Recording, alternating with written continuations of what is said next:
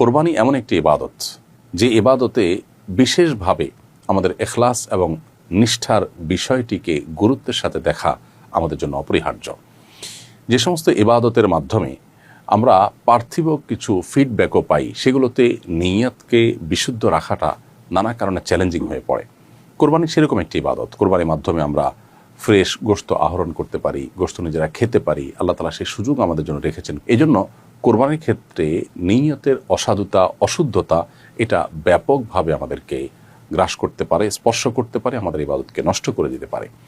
আল্লাহ রাব্বুল আলামিন কেবল সে সমস্ত মানুষের দান গ্রহণ করেন যারা মুত্তাকি, অর্থাৎ তাদের অন্তরে তাকওয়া আছে, আল্লাহ ভীতির চেতনা থেকে কাজটা করেন, সেটাই শুধু আল্লাহ তাআলা গ্রহণ করেন।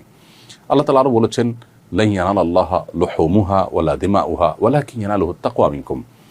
তোমাদের কোরবানির পশুর রক্ত, গোশত এর কিছুই আল্লাহর কাছে যায় না, তবে তোমাদের অন্তরে অবস্থিত তাকওয়া, চেতনা, এটি আল্লাহ তাআলার কাছে যান।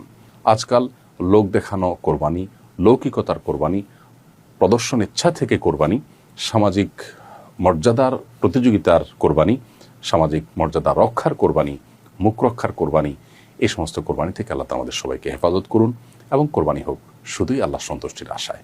আল্লাহ আমাদের সবাইকে সেই তৌফিক দান করুন।